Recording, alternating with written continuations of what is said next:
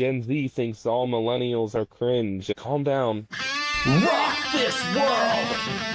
I'm a good actor. Yeah, clearly, you are a good actor. You are both Gen Zers, right? I believe so. I reckon, I mean, I just don't think about it. I don't not identify. Yeah, I just haven't ever thought about it. Yeah, no, makes total sense. I don't necessarily identify myself as I'm a millennial. I think, yeah, it's not something I generally think about, but it is something I'm kind of thinking about in terms of like marketing and music right now, because I do feel like Gen Z consumes music differently, and media in general differently than like my generation. I did want to kind of have a conversation about just maybe what that looks like, if that's true.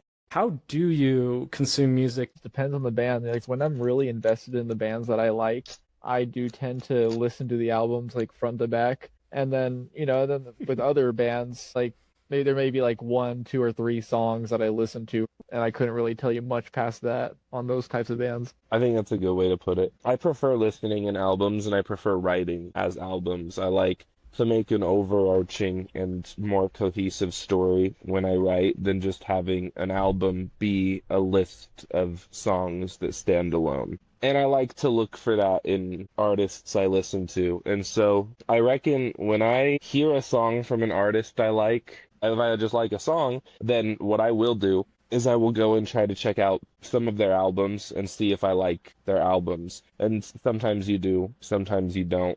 In general, like I said, I prefer to listen to albums, but if it comes down to it and I just like some singles from an artist, then I'll throw those into a playlist, and then that's kind of what I'll do when I'm driving. But when I'm sitting and I'm being real deliberate about listening to music, I listen to albums. And Steven Wilson, I don't know if you're familiar with him, Steven Wilson from Porcupine Tree, he did a really good interview recently talking about how he got to the point he was with music, not just as a musician, but also as a producer, mixing engineer, things like that. Without any formal training, what he credits as his biggest advantage is just that he constantly listens to music. And what he recommended, and what I've kind of been making an effort to do, is is listen to albums of artists that I've never heard of, never would have thought to have checked out, genres that I do not relate with whatsoever. Just every day, find an album and listen to the whole album, and you become well-versed in music. So you're talking about, listen to an album every day, listening to songs from new artists.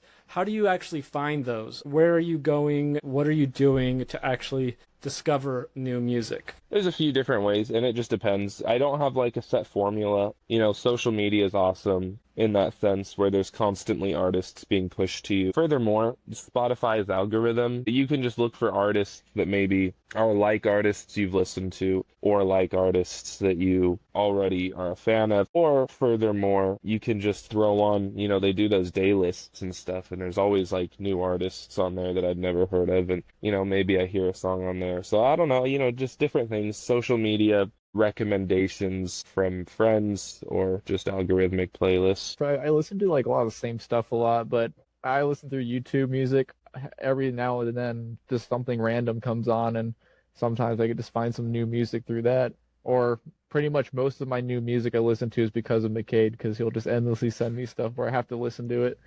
He can vouch that I'm like, you have to listen to the whole album. And I appreciate McKade, because a lot of times people will send me stuff I really don't like, but McKade seems to always hit me with stuff that I actually will. How much does live music play a role in actually discovering new music, or does it? It, as much as it can, right? Like when we play shows with artists, every show we play, I try to check out every artist on the bill and familiarize myself with them prior to the show as much as I can, because the thing is with the local scene and stuff, a lot of people don't actually have music out, or very much music out, but I do try my best to have that be a part of it. When it comes to like finding music through live shows, there's definitely like, hidden gems out there.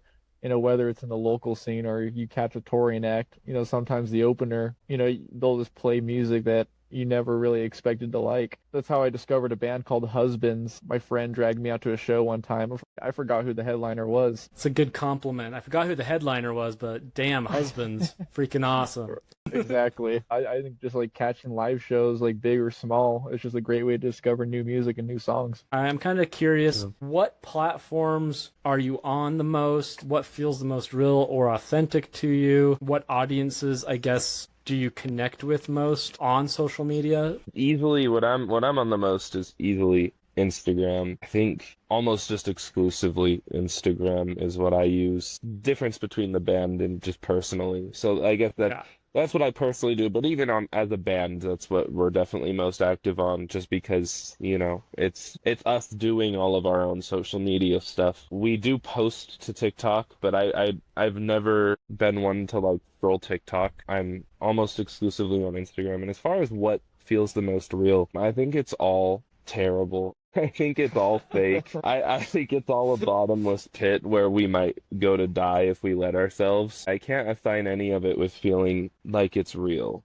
But if you know how to set a healthy boundary with social media within yourself, it can be fun and it can be a good tool. But I would never, ever want to make the mistake of calling any of it real. Yeah, I mean, I'm kind of with that. We're definitely mostly on Instagram, but we also, we use TikTok as well, and we plan to real soon make it a point to get more active on more platforms. But yeah, like I don't like social media. Like McKade said, it's a great tool and it's great to limit yourself on it, and it's especially nowadays important to grow as a band. But it's also like we like to be careful with it. We don't want to just put content out that isn't us. Like we can make funny reels of us all day, but we're not a comedy group, we're a band, and that's what we try to keep it based around. That's kind of the hard thing, is when we're thinking about content, I mean, we're kind of just so full of shit, and we just like to make skits. We like to be funny, and it's like we have to find a way to circle back and make this about music, because it's like that's what we are as a band. We're trying to find a way to streamline that process, because I want to let that through. I want to, as much as possible, even though I just said never call it real, keep it as real as possible. And I guess by real, I mean authentic to who we are as people. And yeah, we like to f around and we like to have fun. And so letting that come through in the content that we make, I think, is important. Joey, you mentioned that you are looking at additional social platforms, just like for band promotion, I assume. What platforms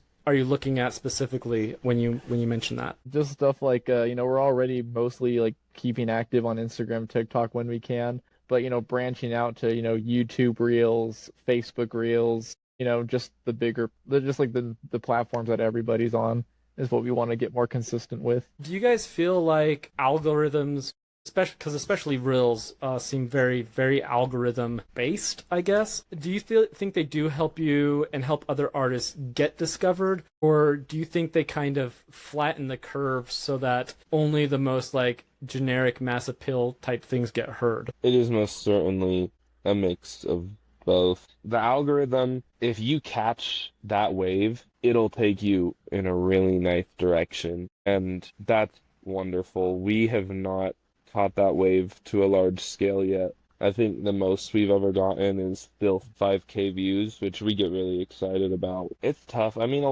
and I won't say any names, and I'm also not talking bad about any of the bands who do this, but there's a lot of local bands who churn out content that has absolutely nothing to do with music. What they are is a band, but they're making content that is clearly very directly targeted out at the algorithm and doesn't tie back to them as artists at all. So then you get artists where they've got this big following on Instagram, tens of thousands of followers on Instagram, but you actually go and look at their Spotify profile and their sub 100 monthly listeners. And I think that's the danger of appealing directly to the algorithm, is you might fall into that pit. So I have a marketing background going on 15 years now. I've worked a bit with influencers and just, generally trying to track the impact of the content that I make for clients. And what you just described,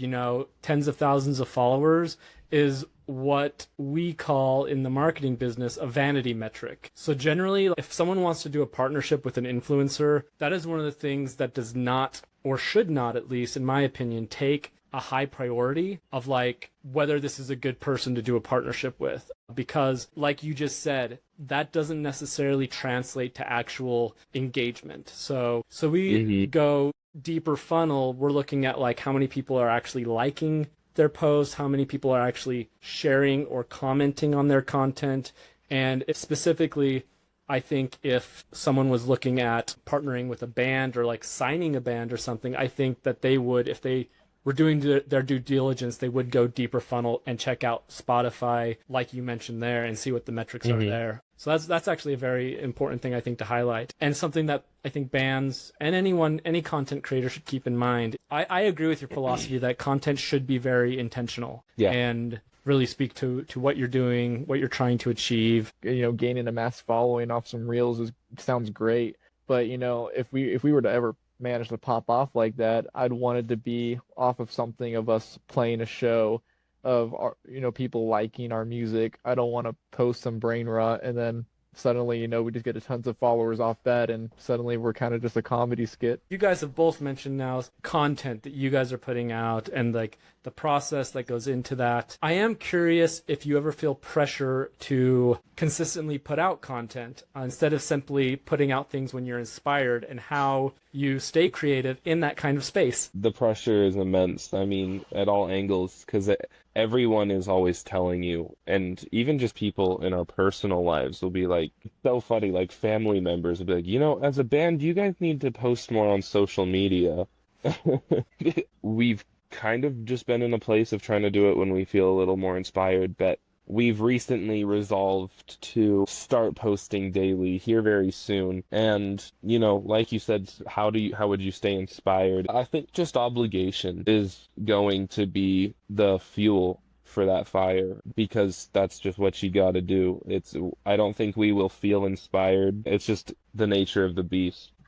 I don't think we'll enjoy it most of the time. I don't think we'll feel inspired most of the time. I just think purely out of obligation, we will do it to try to make ends meet as far as the things that really do matter to us. When we make content, like there's sometimes we'll do skits where like they're just so well thought out and built into our humor that it just feels so fun to make and get out there to show people. And then of course, when we make content out of like clips from our live shows and like really enjoying the moment of what we did that night, that's content we love putting out, and that's why we're inspired to put out. But when it comes to the pressure of posting every day, we want to, we're going to be trying to be more consistent with it, but we don't want to just put content out for the sake of putting it out.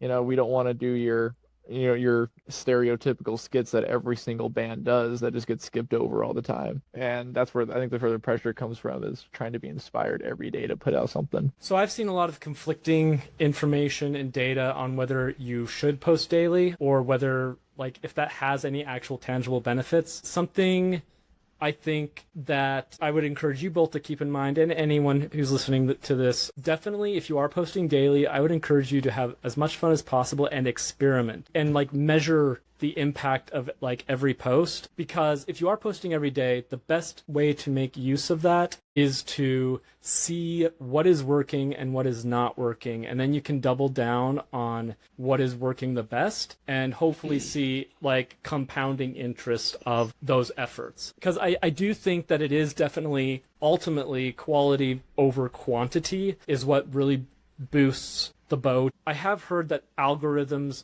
generally tend to give preference to those who post not necessarily daily, but like regularly, just because those are more likely to provide engagement. Those are the ones who are actually putting in the work, and so the algorithm likes that. There is something to be said about posting at least regularly and consistently, but I always go quality over quantity, and definitely if you're going to post daily, have a ton of fun with it and try different things and see what happens. You mentioned a process that you're trying to streamline. How are you attempting to streamline that process? I think one thing that we've noticed consistently does better performance-wise, and I Don't know why, but it's multiple shots and multiple camera angles. If you do multiple shots and camera angles of whatever the hell it is you're doing, I think it tickles people's monkey brains, and they're more fascinated and they want to stick around and watch the video and engage with it. And so that's one thing is, on top of having the ideas for the videos, really working hard to just do multiple shots in the video, even if it doesn't feel necessary, just kind of doing it for the sake of it. I think in a generation where people are so quick just to slide off the reel or whatever the post is, having something that keeps them engaged just kind of helps. That is actually some advice I've heard repeatedly from other musicians, content creators. Multiple camera angles can do wonders. So what you said about in an age when people swipe off very quickly, first 3 seconds are the most important. I've even heard some advice that's like, don't worry so much about editing. 80% should be spent on that 3-second opening hook, and then the other 20% should be spent on everything else. Like, that's how important it is. So, and I don't know if I necessarily agree with that breakdown, but it is something I'm trying to kind of work out and do myself just to see if it does pay off, because editing kind of sucks sometimes. It is a bit of a creative process, and it can be enjoyable that way, but it is a bit of a slog at times. It's just miserable when something that you like becomes a chore. Anything you're passionate about, having to turn it into a chore is really something. Yep, I totally feel that. Speaking of AI, does AI have a place anywhere in, I don't necessarily want to say content creation, because I feel like content creation is kind of different specifically from like creating art. I see content creation as more of a product and art as, art. I do know that the lines can get blurry at times, but I'm kind of curious, like, what your thoughts are on AI. Do you guys use it anywhere in your creative pipeline or process, or do you think artists can utilize it, or is it just completely like verboten to you? AI is best used, in my opinion, as a search engine. That's how I use ChatGPT, is as a search engine primarily. And in the sense of like, the furthest I've ever used it in the sense of a creative process is putting together live shows and just kind of like bouncing ideas for things that we can do on stage, which is like no different from how I would use Google, right? Except it's just a more responsive version of Google, and you can get real specific with it. And that's cool. It's a tool, right? And knowing when to use it as a tool is awesome. I reject, as well as anyone who we're willing to work with, reject the idea of using it as creative, because it's not creative. You didn't create anything. I've never used AI to help write a song. I've never used AI to generate cover art, anything like that. And that is something that loudly and proudly we can say we will not ever do going forward. The entire point, what the purpose of art is the reflection of a human being's own understanding and comprehension of the world around them. And a computer can't do that. And that's the full stop. And, I kind of disagree with the term artificial intelligence in the first place, because it's not intelligent. It's still just a program. The way that human beings learn is conceptual. The way that we are able to understand is conceptual. That's what intelligence is. We are not a program, and a program cannot recreate what we are capable of. And that's also why I'm not afraid of an AI uprising ever happening. It can only ever be a program. So it's not something to be scared of in terms of it rising up or anything like that, but it's something to be scared of when it comes down to just the vast amount of people who have come to use it as a crutch. They're not even writing their own YouTube comments anymore. I don't know if you've seen stuff about that, but this was a 2-sentence thought that you couldn't manage to formulate on your own. That's the danger of AI. And then in art, anything like that. Like you said, you use it as an editing tool. I think that's cool. It streamlines a process that you're already doing. That's all well and good as far as I'm concerned. But in terms of actual art creation, I cannot any more passionately and vehemently reject that. I feel the exact same way.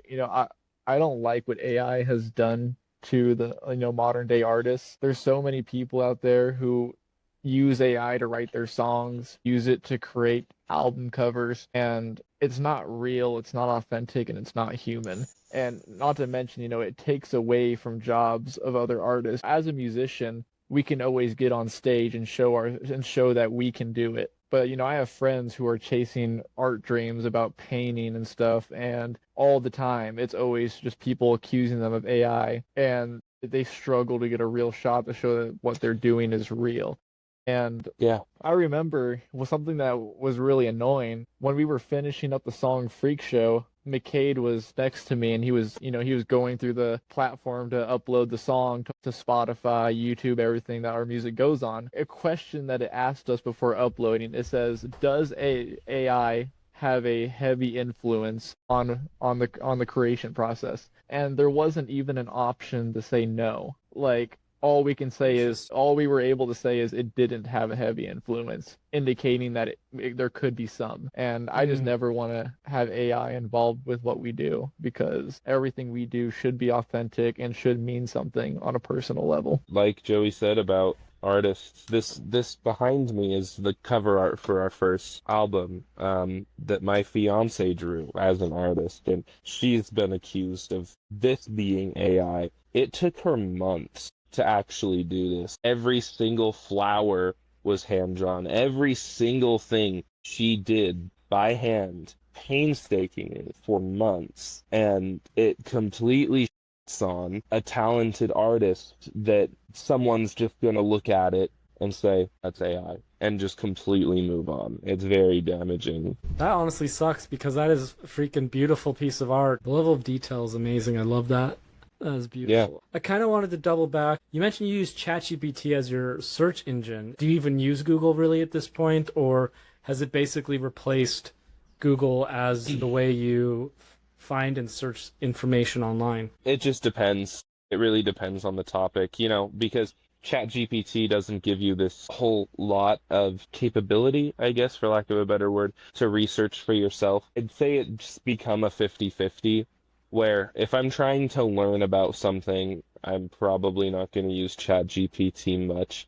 I'll use it as a baseline, and then furthermore go ahead and do individual research. They just serve their own purposes. What I like about ChatGPT is just kind of, questions that aren't so important, like some ideas of things we can do on stage to kind of like keep the crowd's attention. I could go and I could scroll like Reddit threads about that, or I could just, consult ChatGPT as though it's a search engine, and it will compile that information a little bit for me, and I can scroll that list. Where it's like, it's not information that I feel like needs to be studied or verified, versus Google, where, like I said, if it's something that I feel like I need to really learn about and verify where I'm getting the information from, that's where I'll use Google. And furthermore, like trying to use Google Maps and stuff like that, that's something that ChatGPT, at least as of yet, does not have a capability for. I kind of go back and forth between ChatGPT and Google, but even a lot of times, a lot of sites like Google have adopted AI. Like, a lot of the times when you go on Google nowadays, if you look up something, it'll give you the AI answer before it gives you the Google answer. So even like a lot of companies, a lot of airlines especially, like they're using AI as customer support lines. That also goes back to why I think AI is a curse, because that's a lot of jobs that are getting erased that could be ran by people. AI is just kind of replacing a lot. One, I think we need to have tons of safeguards in place regarding AI so it doesn't just cannibalize entire industries, really. But also we need to think about, if we are actually going to do like an AI-oriented future of some sort, present of some sort, really, at this point, we are way beyond needing to talk about universal health care. We need to be talking about universal basic income, things of that nature to really support people as this transition happens. If that's really the road we're going to go down. It's really frustrating that we're still debating a $7.25 minimum wage and whether we should have health care when AI is literally taking jobs now. It is reshaping industries now, and we are not ready for it, either to stymie that or to support people as that happens. And I find that quite disillusioning and frustrating. The hope, at least for me, and this is pure optimism. I'm no economist. This is off no research. This is only optimism. The paper industry ruined the chalkboard industry, right? It created jobs as the paper industry, and that's what I at least hope we can see happen with AI. Where it's taking jobs now, hopefully it creates an exponential amount more to continue to build and make it what it's going to be. I hope so. I seriously hope so. We definitely... Yeah. My concern has always been that AI is a bit different than anything else before because it does have, it can learn. It's not necessarily like human, but it can evolve and adapt. And then especially when you get like robotics involved, I do worry that at some point it'll just take jobs and there won't be any need or way for them to be replaced because it just does everything at that point. I hope that continues to be the case. It has been the case throughout all of history so far, and I hope that will remain so. I'm kind of curious, what's one thing that drains your energy as an artist today that people don't talk about enough? It's all rough. It's like on the path of pursuing music, and we were talking about this a lot with people yesterday. I don't think a lot of it gets talked about. Content being one thing, but everything is so different from how it used to be. People aren't going to hear your music and think it's good and give you a chance because of that anymore. I guess this is corollary to content, but not completely specific to content. You can't show a label your incredible music and, not to pat myself on the back or anything. I believe in the art that we create. It's not enough to present that to labels or anything like that and show them art that a lot of people can relate to and it's up to a professional standard and they don't back it because of that. You have to have the pre-established followings. It's kind of a vicious cycle of, it would be really helpful to have backing and support to build a following, but you cannot get backing and support without a following. And so you end up in a place where, I've played so many shows where it's like the room's practically empty. There might be like 3 to 5 people tops in the audience. And it's like, not even the other bands on the bill are watching. They've f***ed off outside to smoke or in the green room or something, and you're playing that show. We do firmly believe in giving that show 100% even still, because I'd like nothing more than to give those 3 to 5 people in this big, spacious room a reason to continue to support us. And so we continue to do that and to do that. But it does take a toll on you. There's really no, way to sugarcoat it.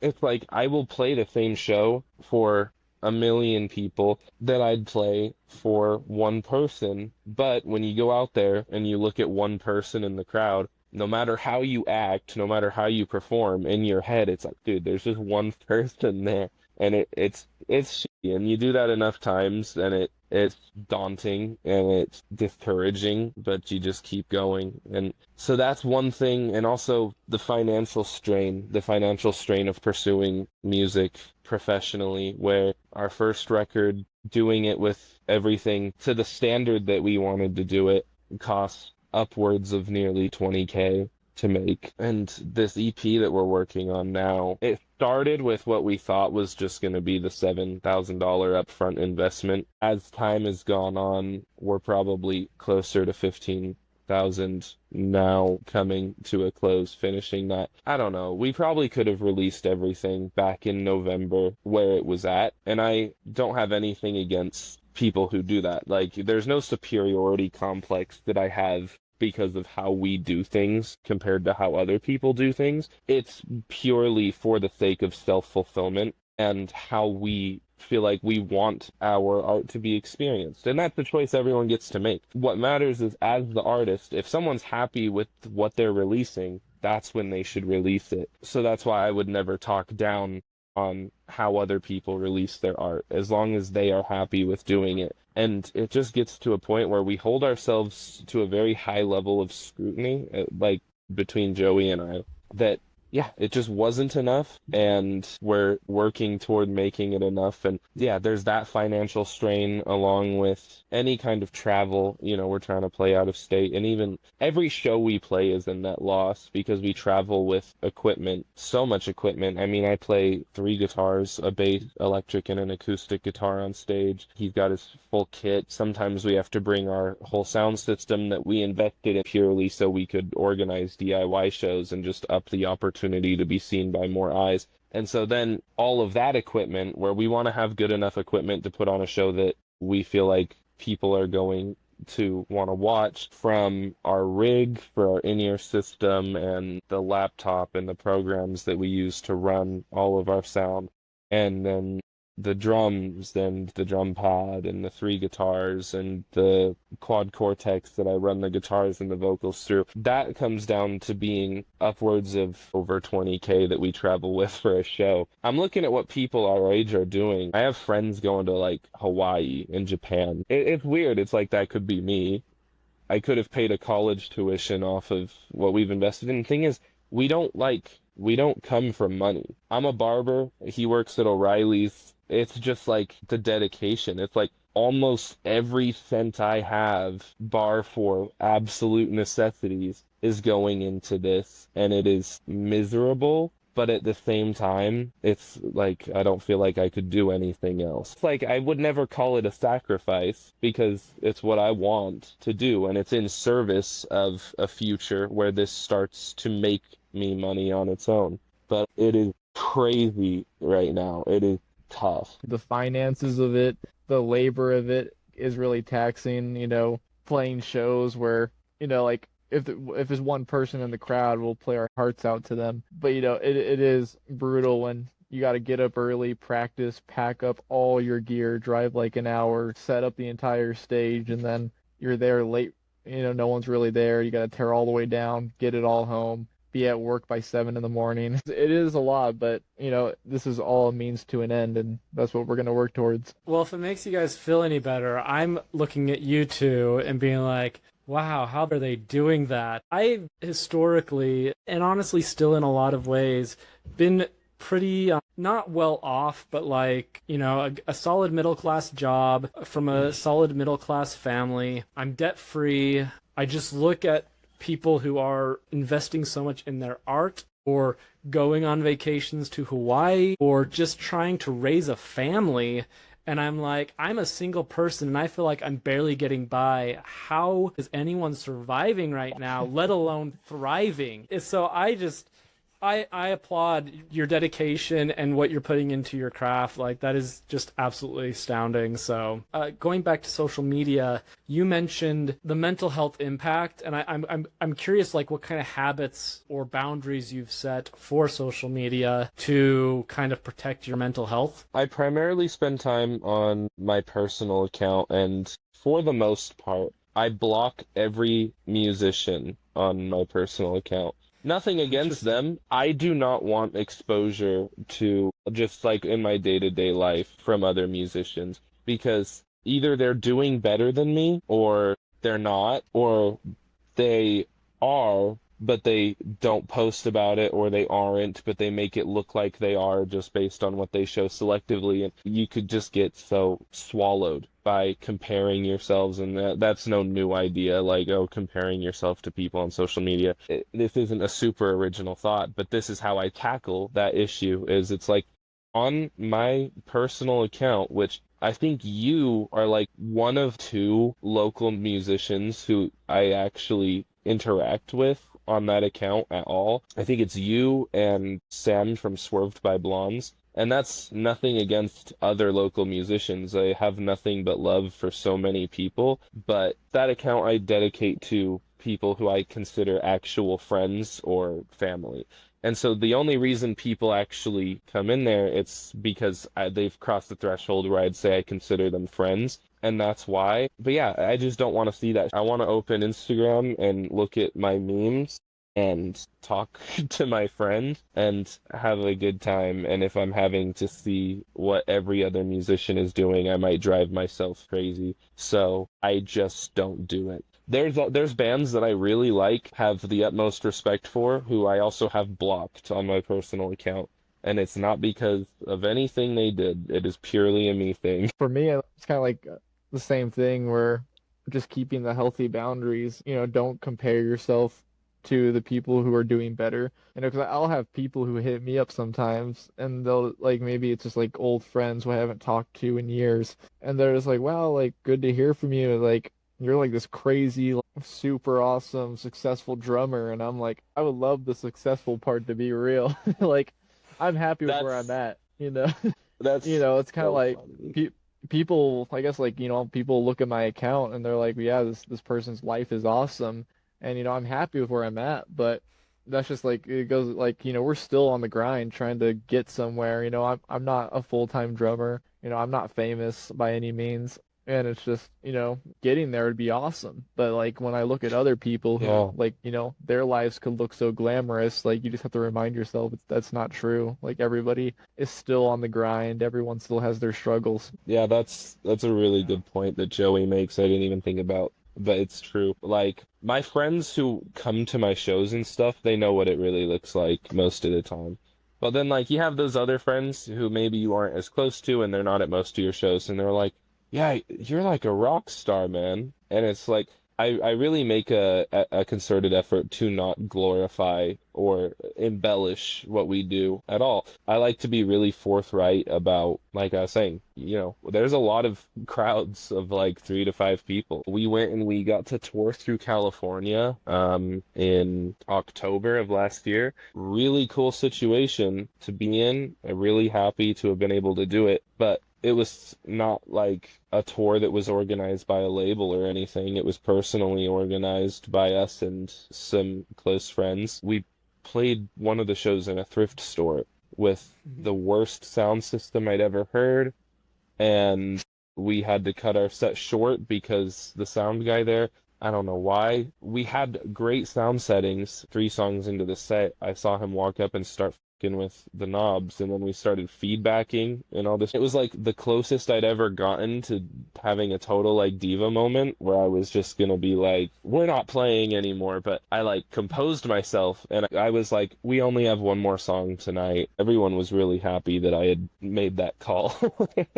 Yeah, that's the reality. There was a TED Talk that my dad showed me when I was a kid, a photographer, just talking about how he did photography for this rental housing company, and he specifically had to take pictures of the bathrooms in these houses they're trying to sell. And when people asked what he did for a living, he'd like, "Oh, I'm a photographer for a multi-billion-dollar company, blah, blah, blah," trying to like embellish and glorify what he actually does. And he said that at the end of the day, it was more damaging for him. And he kind of came to terms with that. Then at the end, what he came to was people asked what he did for a living, and he's like, "I photograph toilets." And it's like, you're still making an honest living photographing toilets. People laugh about it. And to me, it's like, that is more important to me, is that honesty of, I don't make music for a living. I'm a barber for a living. I make music because I love it, and I would love to do it for a living someday, but I don't want anyone thinking and glorifying what it is that we do, especially if they're inspired to pursue music by us. It's very important that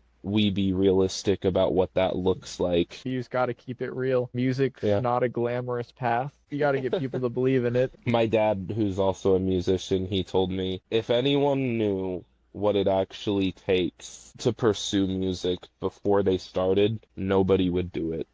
And I find that being more and more true every day. Is it's like, I love it and I will never stop. I don't think I could. But I think if you were at that starting line and you actually knew what was ahead, you'd probably be like, yeah, that. And you just wouldn't do it. You mentioned the toilet guy, and I actually kind of wanted to double down on that because I think if we were all more realistic and honest with each other about our work and about our lives, we might have more respect for, like the trash man or the plumber or, some of these dirty jobs that often, get a bad rap. But everyone should have dignity. The bagger at the grocery store deserves dignity. Like, my thing is, everyone deserves not just a living wage, but a thriving wage if they're working. I don't care how quote unquote skilled it is. They're putting in the work, they're doing the time, and they are contributing to society. Like, we would be without grocery baggers. We would be without trash men.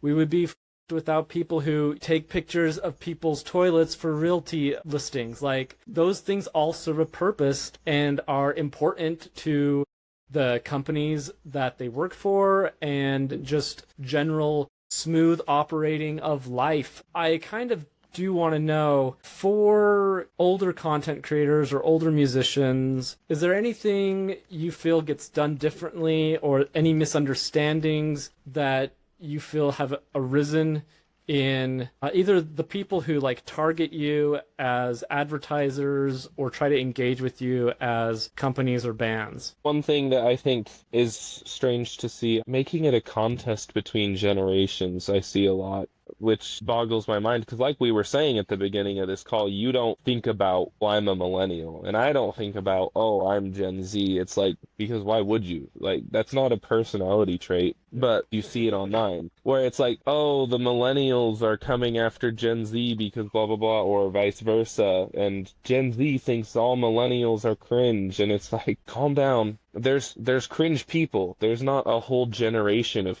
cringe. It's an individual thing.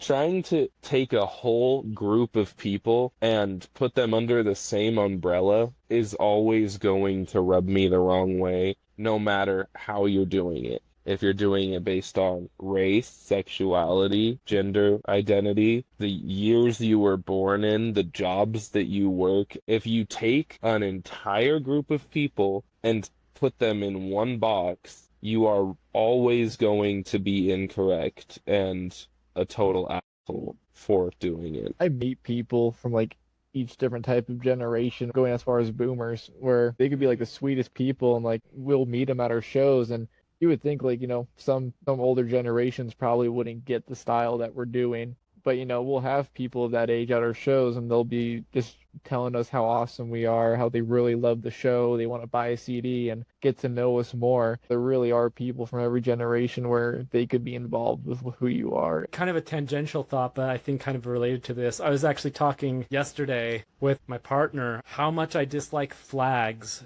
because of that. I think it reinforces this whole us versus them mentality and perpetuates labels when we're really just people. I agree 100% with you. You can't put an entire group under a label or the actions of some of them. We need to be better about just putting aside, I guess, biases or prejudices. And really taking every single person on a case-by-case basis. I'd like to believe that would solve some of the problems we have, especially as it regards like identity politics, all this kind of us versus them thinking that companies capitalize on, I think, a lot of the time. Kind of on that line, do you feel like millennials or boomers should or can collaborate? Like, would you be interested in collaborating in some sort of artistic initiative with like a boomer band? Why or why not, and what do you think that might look like? Yeah, like I said, everything exists on an individual basis. I would look at whoever approached me pertaining that idea, and I would make my decision based on who they were as people and nothing else. The only thing that could be said for a generational gap is that, maybe we just would have less in common due to a generational gap. But not having things in common doesn't immediately make someone unlikable or anything like that. Yeah. Maybe we don't have stuff in common, but you can still respect someone for who they are. And as long as I respect someone and they treat me with respect, then I'd be more than happy to collaborate and work with them. Something like age and stuff wouldn't ever play a part in the decision that's made. I don't believe an age gap could ever stop us from collaborating on an artistic level with another group. But it's definitely something I think need to be mutual understanding for what the end goal of that project would be. Taking into account like what they want and taking into account what we want. Well, that's just good project management practices. That's very Facts, very forward thinking. I actually think that if we're curious minded, if we approach the world with a mindset of curiosity and learning, I think it could actually be very fertile ground for growth and learning new things and creativity. That's why I was saying, way earlier in the call, it's just I love any kind of dialogue. I like to talk to people. As long as they're respectful with me, I'm respectful with them, and I like to know things. I like to understand. And I don't believe in the idea of like taboo or off limits topics. It's like let's talk, let's be cool with each other and try to understand each other, and not everything has to be a debate. Even if two people disagree, it's not about trying to prove I'm right or you're wrong. It's about sharing the idea, and if you approach it that way, you're more likely to get someone to maybe actually understand and, maybe jump ship onto your side, because you're not villainizing them and trying to tell them that they're wrong. Instead, you're just saying, okay, well, this is how I feel, this is why I feel it, this is yada, yada, yada, yada, and just presenting them with the reason. And at which point, them being in a comfortable situation where they don't feel attacked, they are capable of maybe resonating with it. And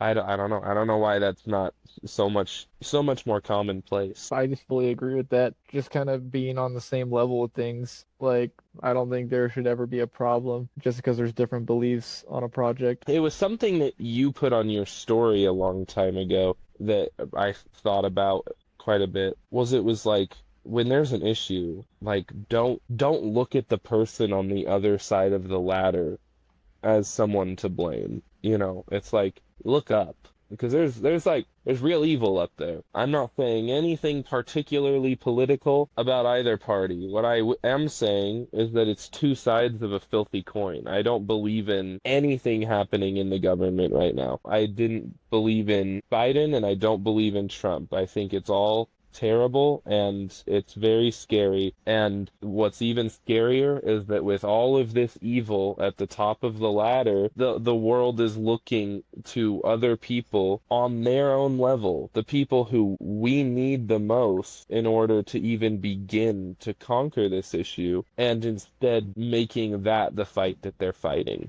It's just horrible. Yeah, I find that quite unfortunate as well. It's probably becoming one of my biggest refrains at this point in a lot of ways, is just the need for, whether you want to call it like class solidarity or just human solidarity or whatever. I do think that our fight is not with each other. If you really stepped back and looked at people as people, instead of ascribing labels to them or using labels to inform your opinion of them, I think you would find that pretty much we all have more in common with each other than we don't. And we really should not be fighting each other. We should be fighting the systems and the people that enable those systems who have us fighting each other for them. 95% of the world is not evil people. The people who maybe have evil beliefs are simply misguided. I mean, you can take a topic like reproductive rights for women, and more specifically abortion. There's no reason why that should ever be legislated against, period. Most of the people have a misguided opinion and are not evil, not wishing to control women, but instead think that what they are doing is right because of religion or what have you. And like I said, I don't agree with them whatsoever, because full stop, no reason to ever legislate on a woman's body. But maybe sympathizing with the fact that people aren't evil. You shouldn't look at someone who maybe the idea is evil, but the reason that they've bought into it is misguided. They bought into an evil idea because they were indoctrinated with an evil idea, and it is unfair to assign an evil label to the person who has been wronged by the world around them. Something I like to say, and I think it applies here for the large part, is that bad actions do not mean someone is a bad person. And I do think also, like, kind of going back to your point, I think a lot of the decisions and ideologies and beliefs people carry around, especially the ones that divide us, are rooted in fear. I still don't have a solution necessarily for this, other than to try and use my privilege to build relationships or engage people calmly who are different than me, and try to maybe build bridges, because I do think that building actual friendships, actual relationships is one of the best ways to bring people back from extremism or keep them from falling into extremism. But it's dangerous. It can be literally dangerous for some people to engage with others like on that level, especially I think minorities, marginalized groups. There's a very legitimate danger sometimes to trying to do that. And so I do think that people like me who have, privileges need to really do that work. In a lot of ways, I don't have a full solution on how we deprogram people and how we move from fear to curiosity to understanding, but I do think that is the framework, or that is the general flow that we need to take. And I agree with you that I think generally people are good, or they want to be good. They do believe they are the hero of their story, and if we could get them to understand better what they're doing, and also get people on the other side to kind of maybe get them to understand that bad actions do not necessarily make someone a bad person, and build more of a framework for redemption, I think that could help a lot in growing this solidarity that we need so badly. Yeah, because there is that real evil in the world, and that's where I wish, perfect world, we could just join hands and approach that real evil and fight it together. But there's some room to grow before that becomes possible. Yeah, I mean, for me, I'm like, we don't need borders, we don't need labels, burn it all to the ground, let's just people be people. I understand that's even beyond idealistic, because you do need labels to organize a chaotic world. I just wish we weren't beholden to them. They should be looked at guidelines at best, and it should not replace the effort to actually get to know people and understand people. Yeah, but I believe in labels as an attempt to communicate. It shouldn't be used as something to put us in a box like we were talking about earlier. It's just having a label makes it so you can communicate aspects of yourself and your personality to someone. It's like, tell someone, I'm blonde. That's a label. I have blonde hair. That's a label. You don't need to put someone in a box over it. It's just a communication tactic. Anything, any single thing in the world, up to race and sexual orientation, stuff like that. That is what those labels ought to exist for. A person of color should be able to just say that that's what they are, without anyone having to assign undertones as a result. It's like, it means nothing else, full stop. It just means that's what they are. And there shouldn't be any inferring going on as a result of it. You mentioned you've toured in California and stuff. I'm kind of curious, I guess, if you have different strategies for engaging with people outside of Utah versus inside of Utah, and also is there more visibility for you outside of Utah than inside of Utah, and just kind of differences between Utah music scene and other music scenes? When it comes to visibility, since we're a local band and we're small, we definitely have, I think, more eyes could recognize us here in Utah. But it is also a goal we have to play out of state, because even though there may not be as many people who could recognize what we do, it is an opportunity to spread the word about who we are out of state. When we played in California, even after we were done playing our shows and we were just walking the streets of LA, we were just passing out CDs to people, like, take this, take that. When we played this Alameda Market, it was a really odd location. We didn't have a lot of expectations because of just how the place was set up. It was a really old, crappy drum kit that was there, and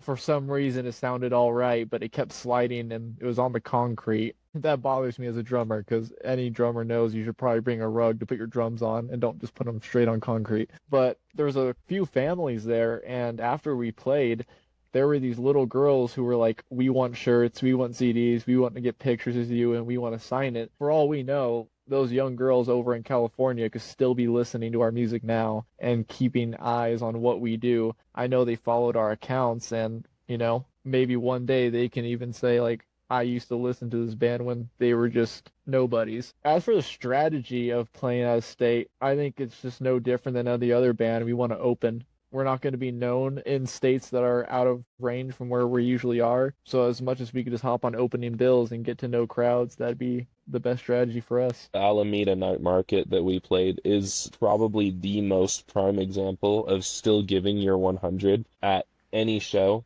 because when we pulled up, everything in my being screamed that this is ridiculous.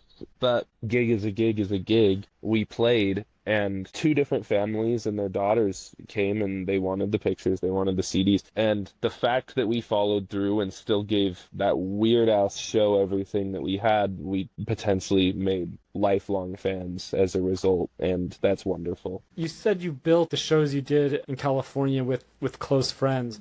Are these individuals who have bands out there themselves? How did you manage to engage with the spaces and people you needed to actually play these shows? So like when we were organizing the California tour, there was a guy named Brian who he worked for a venue, and he works in the music industry a bit, but he was just friends with my family, and he was just checking out our music, and he was like, he just kind of threw us a freebie and was like, hey, like I would like to help you guys a bit and get you out here and tour Cali. So then, of course, alongside him, he got us a gig at Whiskey A Go Go. And then for a few shows before Whiskey A Go Go, there was a couple California bands where we were just kind of reaching out to different areas, being like, hey, we're coming out there. We would love the book. They were able to hook us up on a few bills. It was kind of a good experience because it was the first time we toured out of state. We kind of threw a lot of this together in the span of a month. So being able to reach out to bands, work with someone who knows the industry a bit, and put all these shows together independently and with the help of someone else, it was just a good experience to get. I think that's everything I wanted to go into.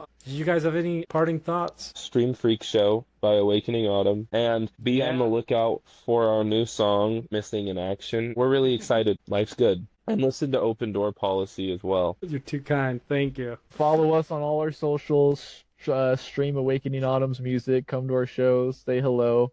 We like talking to people. I love playing with you guys. I love listening to you guys. So I'm so glad to hear you're doing all this. Really hope that like you get everything you're seeking, because I honestly think you deserve it. You guys sound amazing. You have such great, authentic personalities, and I, for one, I'm glad you're in the music scene. I'll give a parting thought, which was that yesterday at the show we played, as we were lugging all the and this was just a joke that I made to Joey. I was like, maybe we should just quit.